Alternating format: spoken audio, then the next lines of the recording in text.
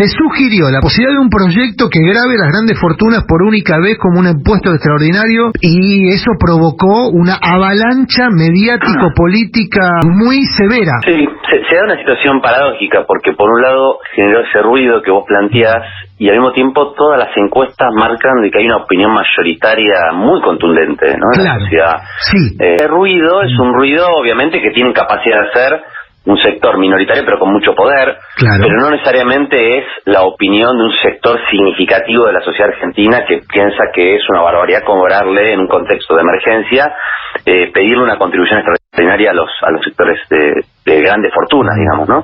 Yo creo que hay que, en esta idea del salario universal, desarmar dos cosas. Primero, desarmar la idea de que en la Argentina existe una suerte de sector de altos ingresos que paga un montón de impuestos y que financia a un sector de la sociedad argentina que supuestamente no labura, no hace nada y cobra planes, ¿no? Sí. Esa idea, además del prejuicio que tiene detrás, si vos mirás los datos, es falsa desde el punto de vista de los datos. Por ejemplo, si vos tomás cuántos planes sociales, los llamados planes sociales, ¿no? Argentina Trabaja y demás, son alrededor de 600.000 en la Argentina. Es decir, es una cantidad que está muy por debajo de los millones de argentinos que son cuentapropistas, trabajadores informales y demás. 10% más o menos de la población económicamente activa asalariada. Exactamente. Y además un 10% no de la población económicamente activa, sino de los trabajadores formales, claro. Sí, asalariados. Pero además, si vos mirás, por ejemplo, nosotros hicimos un trabajo con los datos de la EPH, la encuesta permanente de hogares, y ese llamado plan social representa apenas un 35% de los ingresos de esa persona, con lo cual 2/3 de los ingresos que tienen esas personas lo generan en su actividad informal o cuentapropista fuera del llamado plan, ¿no?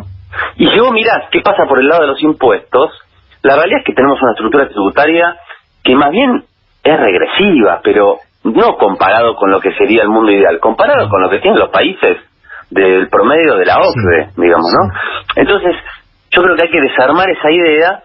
Y creo que la emergencia también nos dio una oportunidad. El otro día salía el dato de la cantidad de gente que hoy recibe una ayuda del Estado, ¿no? Algún tipo de ayuda. Creo que daba alrededor del 90%, si sumás los ATP, más los créditos a tasa cero, más el IFE, etcétera. Bueno, si hace 6 meses atrás alguien decía que el 90% de la sociedad argentina reciba una ayuda del Estado, hubiera parecido un delirio. Y hoy es una normalidad dado por la emergencia, por supuesto. Entonces, sigue siendo la aplicación medio en algunos aspectos delirantes. Por ejemplo, ver que el CEO de Techin, que despidió a 1.500 personas en la primera semana de pandemia, esté cobrando una ayuda del Estado, ¿no? No, eso claramente es una distorsión, ¿no? Es una distorsión del espíritu de una medida. Claramente el espíritu de una medida no es ayudar a Techin a pagar salarios, ¿no? Es interesante esto que decís. ¿Para vos es una distorsión que Techin y Clarín hayan recibido ayuda del Estado? Sí, sin duda, porque claramente el programa tenía como destinatarios a las empresas, fundamentalmente a las pymes, y a las empresas que tienen dificultades financieras frente a la pandemia. Primero, hay que diferenciar. Techin efectivamente es una industria que fue afectada por la pandemia. Ahora uno puede decir, bueno, tienen espalda financiera para pagar los salarios. De hecho, se dio una situación muy loca, que es que habían pagado ya los salarios, ¿no? De abril, y cuando recibieron la aprobación del ATP, les avisaron a los empleados que el mes siguiente le iban a descontar el equivalente a lo que el Estado les iba a transferir. Es decir, ya habían pagado los salarios, con lo cual tenían la plata. Y Roca no dejó de comprarse un vino fino tinto, digamos, por haber pagado.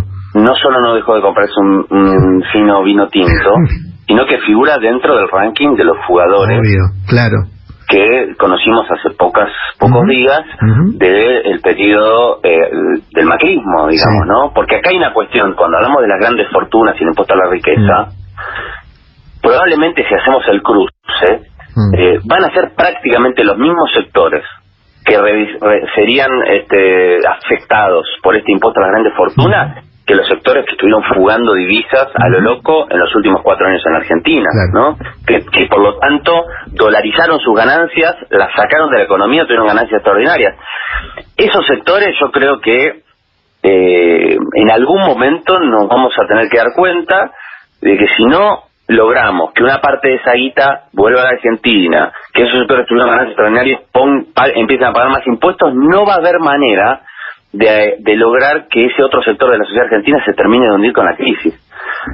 Y yo creo que estamos todavía transitando ese camino, pero vamos a llegar a esa conclusión porque no queda otra, y además porque estas políticas de transferencia de ingresos, salario universal, le podemos poner distintos nombres, además van a ser la única manera de reactivar la economía.